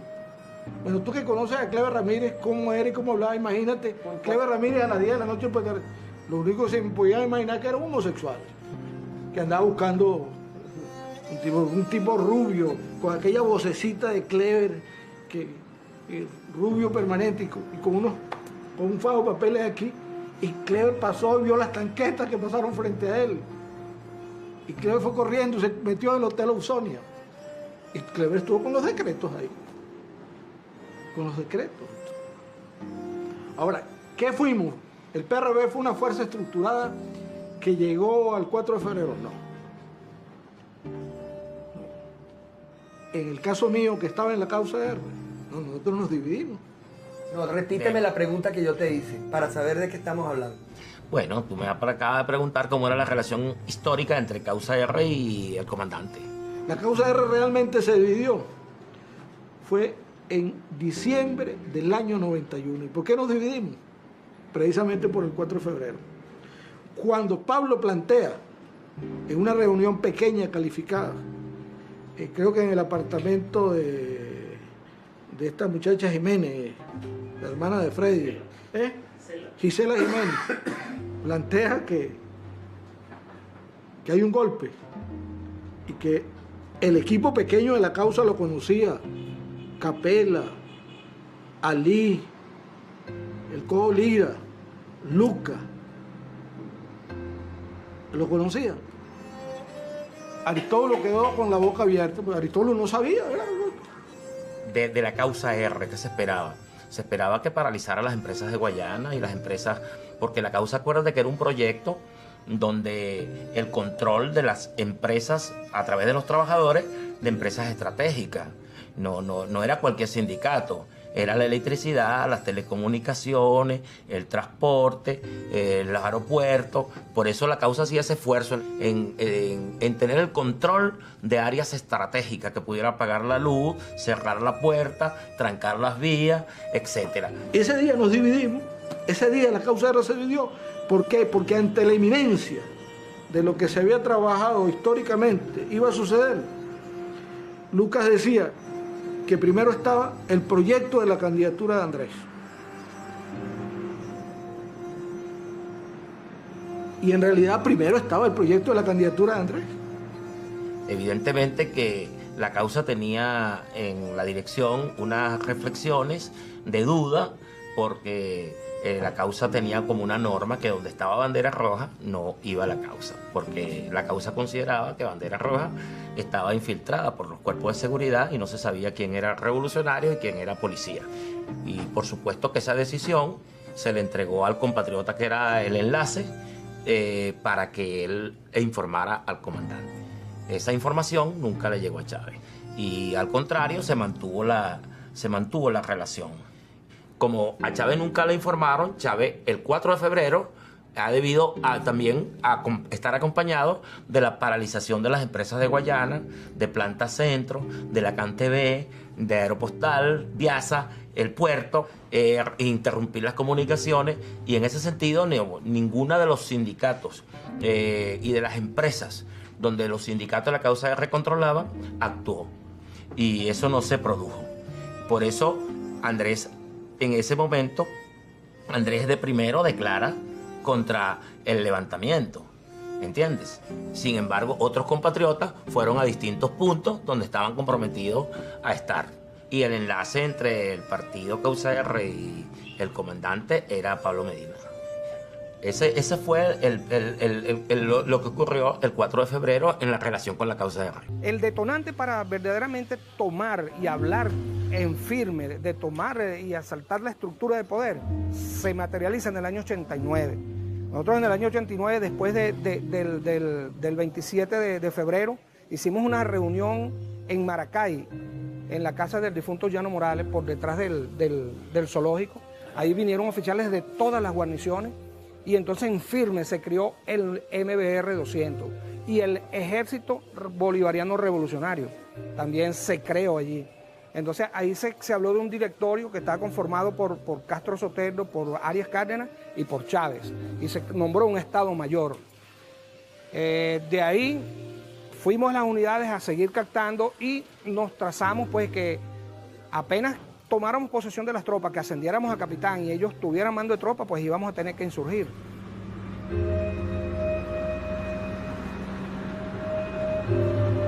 Tomé la opción a neutralizar el Regimiento Guerrero de Honor, pero cuando voy a disparar el tanque con una granada explosiva que estaba equipado el tanque no dispara ni manual ni eléctricamente. Al no disparar el tanque y ver las tropas que están en los muros que protegen de las rejas de Palacio Blanco y Miraflores, que están las tropas del Rivas, del Grupo de Artillería Rivas, yo opto por abrir los accesos.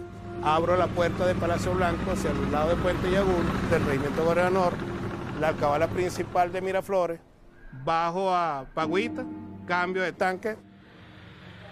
Entre esos, pues tuve herido en la puerta del Palacio de Miraflores, una esquirla aquí en la frente. Fue tan fuerte el impacto de la esquirla que cuando dicen mataron al capitán Blanco, entonces, pero yo veía a todo el mundo hablando y recogiendo y llevándonos. Entonces yo decía, bueno, así debe ser cuando uno está muerto, ¿no? Que uno puede ver al resto de la gente y todo el mundo lo está viendo muerto a uno, ¿no? Le digo al soldado que mueva la torre a las 5 del reloj, es decir, colocarlo diagonal para mantener el equilibrio del tanque, y subo los escalones.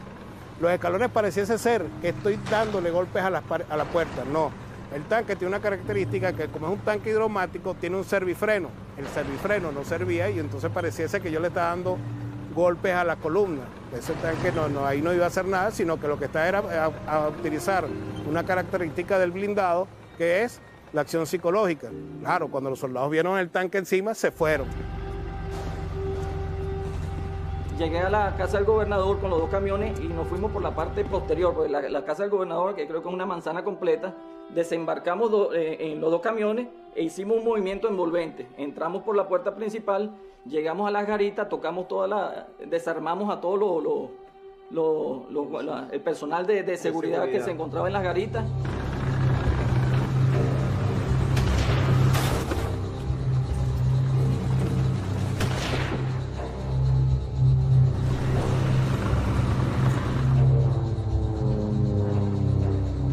Y de ahí salí yo para el batallón de intendencia que está en Berquita Crespo, a buscar supuestamente un capitán que tenía 70 soldados allí. Fui a la casona, donde era mi misión original, apoyar al capitán Rodríguez Torres. Cuando llego, bueno, eso era una batalla campal, pasé por encima de una patrulla de la DIC con el tanque y abrí las puertas de la casona también, para que accedieran a las tropas paracaidistas que se encontraban en ese momento en la plaza. Yo di la vuelta primero, y coño, todo está oscuro aquí, ¿verdad? Yo había dado otra vuelta y cuando di la otra vuelta nos recibieron fue a plomo limpio. A mi carro le dieron, creo que fueron 16 tiros. Con la suerte que no nos mataron a ninguno, pues, los que estábamos ahí. Ahí nos hicieron presos, ahí me hicieron preso a mí. Entonces no escuchaba. ¿A qué hora? Estaban en pleno apogeo de combate, o sea, había sido, qué sé yo. 1, 2. Después de las 2:30, sí. Luego de ahí me dirigí a la Carlota, donde me puse a orden del comandante Acosta Chirino. Cuando yo reviso el tanque en la Carlota, que fue donde fui a parar después de toda esa acción allí en Miraflores, reviso, no tenía percutor. Entonces esto denotaba la falta de mantenimiento y la desmoralización que se vivía en las unidades para ese momento, por la falta de equipamiento, mantenimiento y conservación del material militar.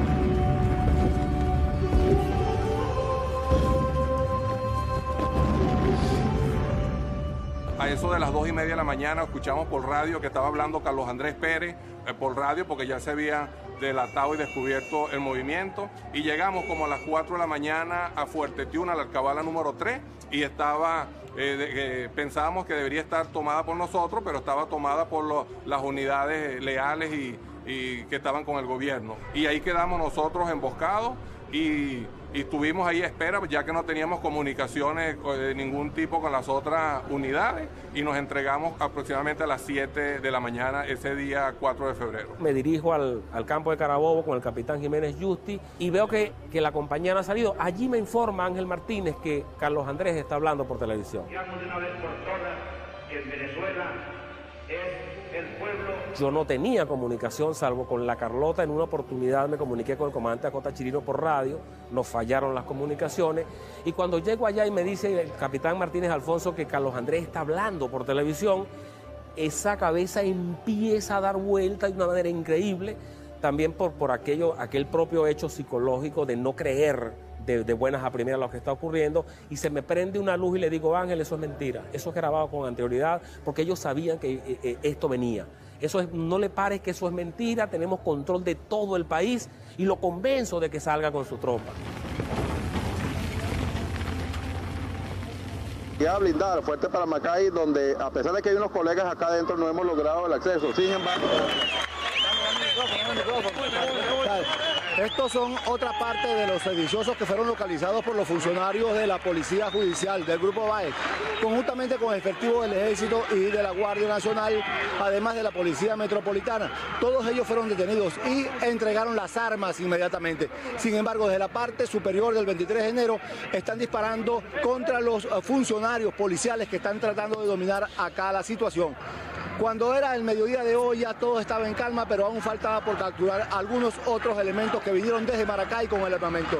Desde la avenida Sucre de Catia, Ricardo Mateus, La Noticia. ¿Por qué dura tanto aquí en el estado Carabobo para rendirnos, pues, para que se tome esa decisión, que solamente íbamos a esperar de los capitanes.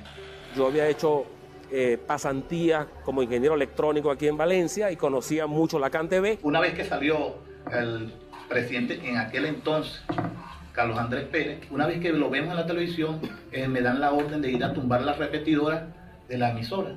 Y le digo, vete rápidamente, agárrate unos soldados con unas hachas de esas que se usan en las escuadras contra incendios y cortan las guías de onda. Imagínate explicarle en ese momento a aquel sargento de lo que eran las guías de onda para poder bloquear la señal de televisión. Por eso tarda tanto. Mientras la población y los militares desconozcan lo que esté pasando allá, nosotros podíamos seguir actuando. De manera que aquí en Valencia, la población y las tropas nuestras no se dan cuenta de lo que está ocurriendo porque hemos bloqueado totalmente las señales de radio y televisión, a la par que se habían tomado algunas emisoras de radio y estaba el elemento civil activo, voceando y por los barrios y por todas partes, diciendo que el movimiento era un éxito como lo habíamos planeado, efectivamente.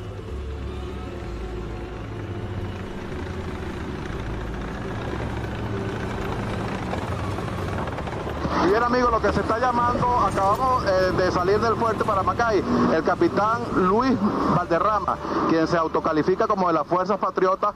Como yo, otras personas que militábamos en la izquierda universitaria, nos sorprendimos al ver la rebelión, la insurrección militar del 4 de febrero de 1992. No le tenga miedo, ustedes son los patriotas. También. En estos momentos, grupos de estudiantes, presumimos, están uniéndose a las Fuerzas Patriotas, las autodenominadas Fuerzas Patriotas, acá en el fuerte Paramacay, en Valencia, y están por incorporarse al grupo de oficiales que están desde tempranas horas de la mañana, aún por rendirse. No han acatado las órdenes del presidente de la República, como ustedes pueden ver, todos andan armados y se están uniendo a las autodenominadas Fuerzas Patriotas que aún no se han rendido acá en el fuerte Paramacay de Valencia. También en el ámbito militar hay una gente que dice, no aguanto más esta podredumbre y yo me voy a alzar, y además con todas las de perder. Era un gesto casi suicida, pero era la necesidad de esa juventud militar de rebelarse. Eso nos alentó muchísimo a los dirigentes estudiantiles o a los estudiantes, a las personas que creíamos que efectivamente teníamos que cambiar el país, que teníamos que construir una Venezuela diferente. Esencialmente la universidad, allí el grupo de centro de estudiantes tenía a través de interpuestas personas un conocimiento, tal vez vago, pero una decisión para participar en el movimiento.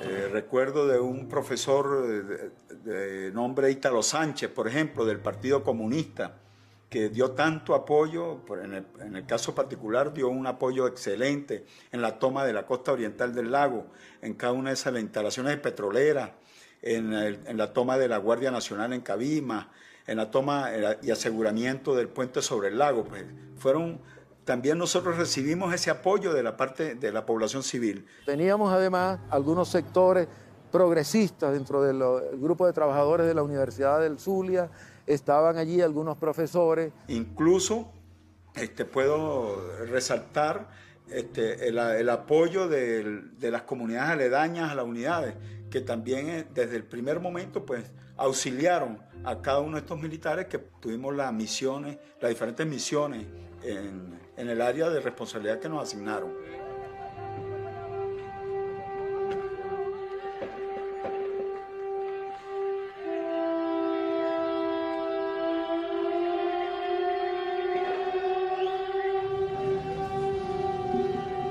Me dijeron que venían unas tanquetas. Lo que me dice que vienen las tanquetas, mando a colocar 2 AT4 en la parte superior de la casa del gobernador, y se llegó la atención nuevamente. Se pone nervioso el gobernador, se pone nervioso la familia del gobernador.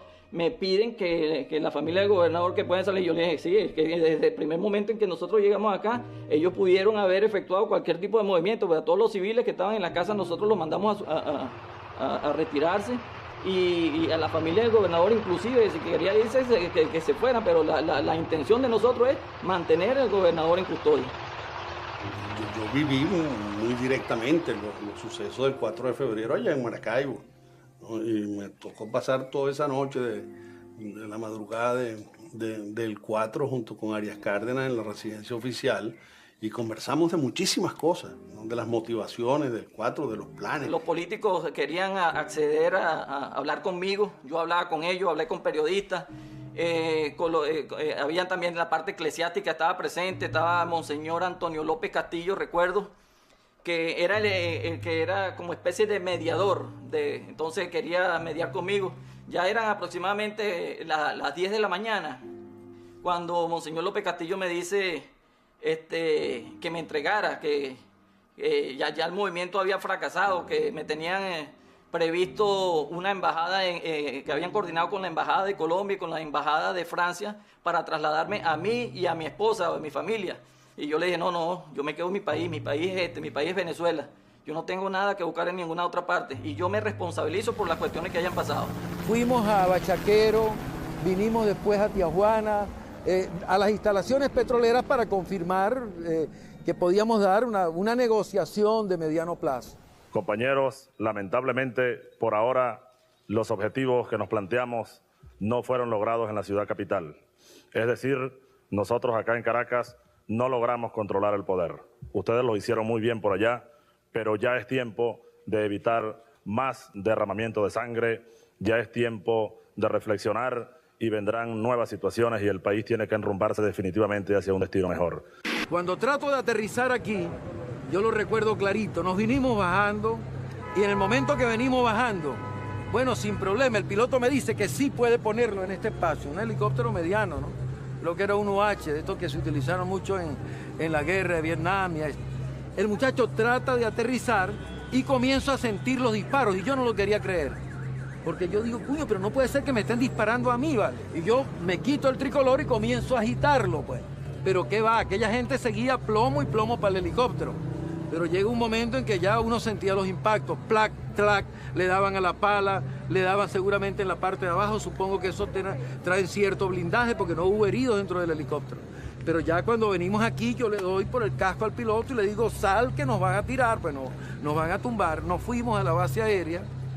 En la base aérea, bueno, ya yo estoy entendido que las cosas, que se está abriendo una nueva etapa, pues. En este momento, las unidades leales al gobierno constitucional controlan totalmente la situación en el país, en donde comienza a reinar de nuevo la tranquilidad y la paz.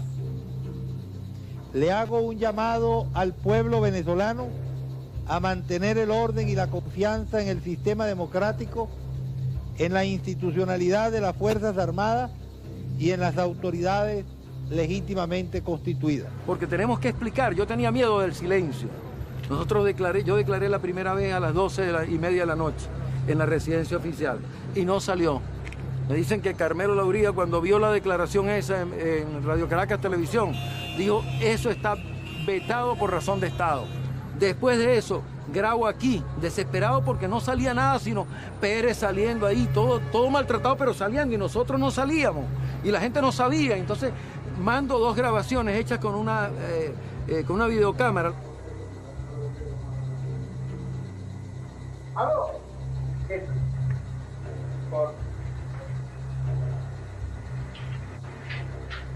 Ahora sí. Bueno, ciudadanos venezolanos, compañeros, nos negamos rotundamente a repetir el 27 de febrero del 89. Nos restiamos con los destinos del país, con los destinos de la patria, con los destinos de las mayorías. Clamando para niños cantores. Que van, no salieron las 2 veces. Se regresó el muchacho todo compungido que no pudo hacer y lo mandé otra vez. Tampoco salió.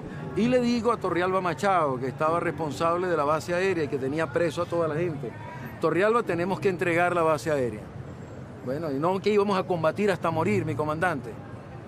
Bueno, esa es la intención cuando tú sales a combatir. Pero dentro del combate se presentan alternativas. En este momento no vale la pena combatir más. Al momento de que ya nos damos cuenta que efectivamente la rendición es inminente, nos llama para entonces el general Ochoa Antich. El general Ochoa Antich nos pide que todo sea rendido. Con él habla específicamente que estaba en ese momento en la sala de comunicación el capitán Darío Arteaga Páez. Darío me llama, vamos, conversamos y le decimos que nosotros no nos rendimos, que vamos a continuar aquí hasta le decimos patria o muerte, es la palabra que específicamente les da el capitán Arteaga Páez a Ochoa Andich, y decidimos estar aquí y morir con las botas puestas. Aislados, sin los tanques, los pilotos de Obedías que teníamos comprometidos los dejaron presos en Táchira, no teníamos los tanques que tenían la responsabilidad de colocar armas de tiro rasante y de mediano calibre en la entrada del Golfo de Venezuela. Entonces, frente a esas carencias, yo le digo al teniente Torrialba que vamos a entregar, le digo al jefe de la base, mira, yo necesito ir a Caracas. Él me dice que nos va a entregar un avión privado. Yo dije, no, vale, si la orden de Pérez es tumbarnos y sabe que este es uno de los cabecillas, me van a tumbar. Yo le dije, yo le entrego la base aérea si usted me pone un OB-10, un Bronco, y yo me voy en un Bronco biplaza para Caracas.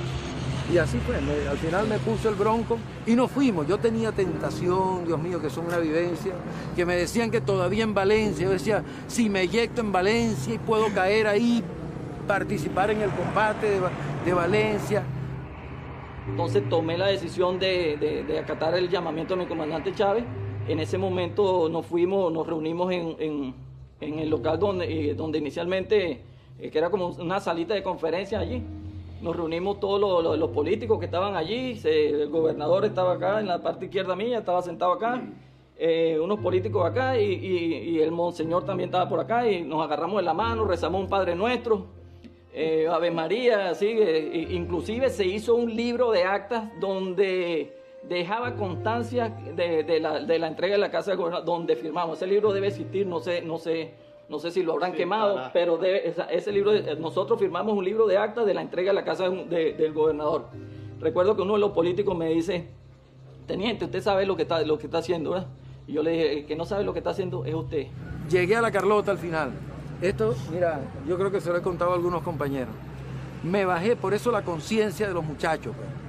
Algunos les han metido la idea de golpe. Nosotros siempre hablamos de rebelión. Y de revolución. Pero algunos le metieron la idea de golpe de Estado y bueno, eso se ha repetido 100.000 veces. Pero hasta los mismos nuestros tenemos que machacar mucho, que es una rebelión. Nosotros participamos en una revolución. Entonces, llego a Caracas, Carlito, que no quiero, porque esto me importa decirlo. Me bajo en Caracas y estaban los paracaidistas del Chirino, estaban en el piso todos sentados. Eso ya es como la 1 de la tarde. Voy caminando entre los paracaidistas y están todos en el piso sentados con los brazos atrás. Yo paso y les digo, muchachos, les traigo un abrazo de los combatientes bolivarianos del Zulia. Les entregamos los espacios porque no somos matadores de gente. Nosotros no hacemos sacrificios inútiles. Pero le dijimos al pueblo de Venezuela que cuenta con sus soldados. Mire, se han parado aquellos muchachos y han comenzado a cantar el himno nacional. Si esos muchachos no están comprometidos con lo que está pasando, no, que los soldados fueron equivocados, los soldados sabían lo que estaba pasando. ¿Pueden sentir los venezolanos ahora que la democracia está segura? Bueno, yo pienso que lo que debe hacer el pueblo venezolano y su dirigencia es, igual que la dirigencia de las Fuerzas Armadas, es hacer una profunda reflexión de las causas por las cuales se originaron todos estos hechos. ¿Qué cree usted que se produjeron estos? Es difícil analizarlo, pero no hay duda que el país ha estado viviendo en el transcurrir del tiempo una profunda crisis que ha sido esto una de las demostraciones de su gravedad. ¿El diferendo con Colombia tendría alguna incidencia en este caso? En verdad, en las conversaciones que yo tuve con los diferentes dirigentes del movimiento a objeto de que se rindieran, ninguno de ellos me hizo ese tipo de planteamiento.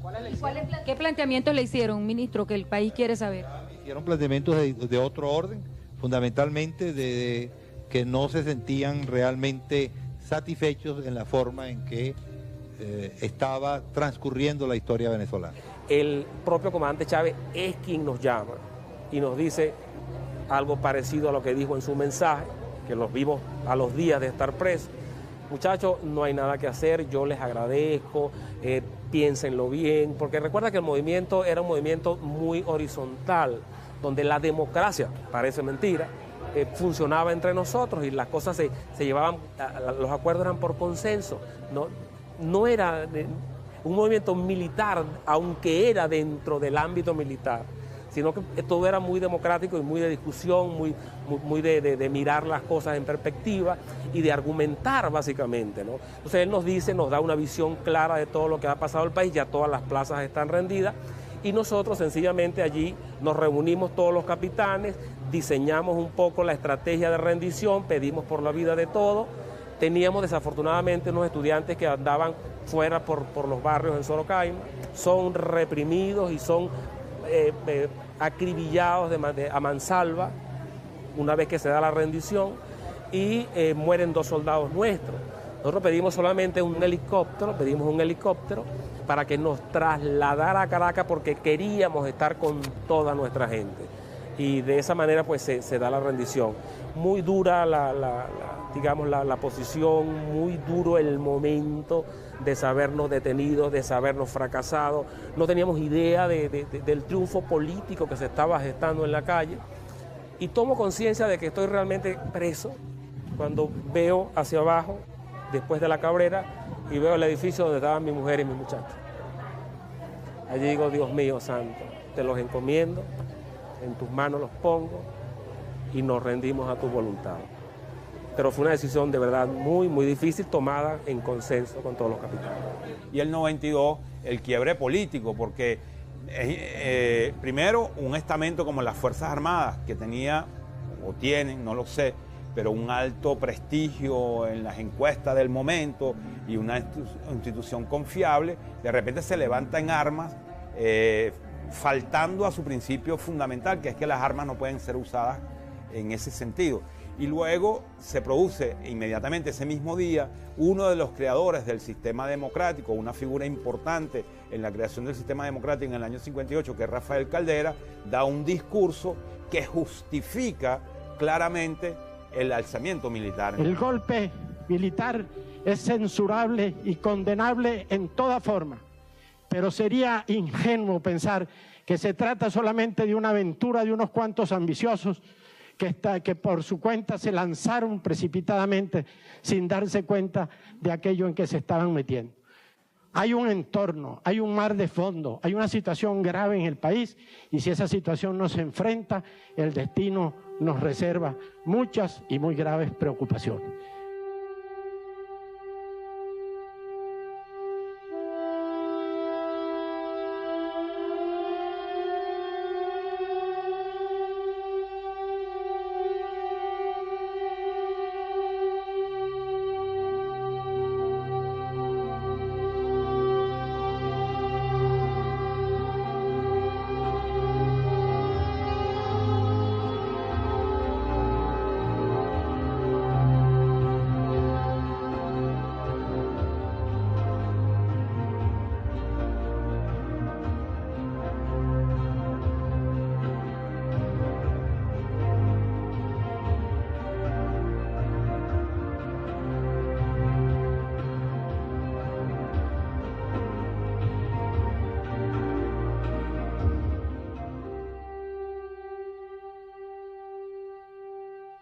A lo mejor la pregunta es un poco amplia, no lacónica. ¿Cómo reflexionas tú el 4 de febrero en el contexto histórico de nuestro pueblo? Entendiendo, digamos, la deformación que el concepto de democracia fue llevado por Acción Democrática y COPEI. Apelando a García Márquez, era una muerte anunciada del sistema, evidentemente. El antecedente fue el 27, pero posteriormente, el 4 de febrero, parte en dos la historia del país, ¿no? Algunos pensaron en aquel momento, y algunos analistas hoy en día siguen analizando el 4 de febrero como un golpe militar más. Yo sostengo que eso no tuvo nada de golpe militar. Es decir, el dato militar fue absolutamente secundario al lado de la definición política que encarna ese hecho. Fue un hecho esencialmente político. Y por haber sido un hecho esencialmente político, es que tuvo la repercusión nacional que tuvo, que logró inmediatamente en las calles, y su proyección histórica hasta llegar luego a la elección de Chávez como presidente de la República y el proceso bolivariano. Si el 4 de febrero hubiese sido una insurrección militar más o un golpe militar tipo 18 de octubre, hubiera corrido la misma suerte de esos movimientos, que desaparecen rápidamente. La vigencia del 4 de febrero se debe a que tenía un contenido ideológico. Fue la primera rebelión contra el Fondo Monetario Internacional. Fue la primera participación activa de la juventud de la Fuerza Armada con un liderazgo propio, ¿no? Y en alianza con sectores civiles radicales de la población. De tal manera que el 4 de febrero es el triunfo de la política popular, democrática, subversiva, revolucionaria, por contraste, por ejemplo, con el 18 de octubre o con el 23 de enero. Entonces, hay que reevaluar lo que significa el 4 de febrero. Y hay que decir, por ejemplo, que el 4 de febrero abre las puertas definitivamente de la democracia a la participación popular. Y por otra parte, reivindica los valores constitucionales. No hay que olvidar que Chávez habló de refundar la República y de convocar al pueblo a una constituyente. Y esos logros se alcanzaron. Pero al mismo tiempo, yo creo que lo que garantiza la permanencia de ese proceso, su perdurabilidad, es que sigue siendo un hecho subversivo. A mí, en una entrevista que le hice al presidente de la República, le hice una pregunta: ¿un subversivo en Miraflores? Y me dijo: sí, yo soy un subversivo en Miraflores. Yo soy presidente de la República, presidente constitucional, pero sigo siendo un subversivo. Por tanto, 20 años después del 4 de febrero, esa sigue siendo una fecha de subversión. Subversión en el buen sentido de la palabra, es decir, de restablecer los valores auténticos de un país.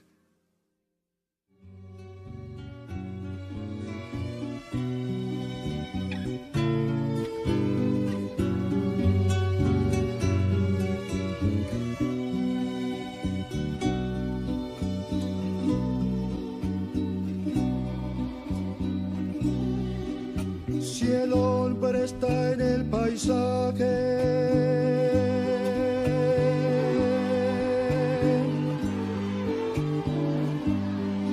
es un poco más que el pájaro.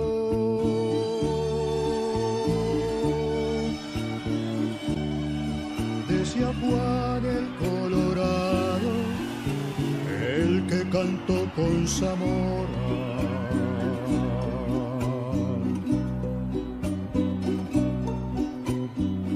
Que su tierra no adora,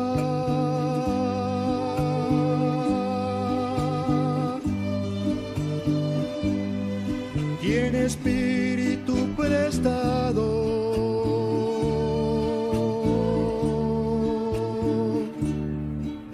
por duro que sea su cuero, con la llovizna se afloja, por duro que sea su cuero, con la llovizna se afloja.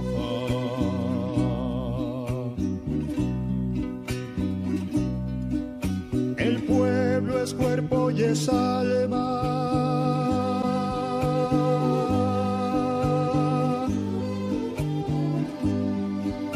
de la canción que yo canto.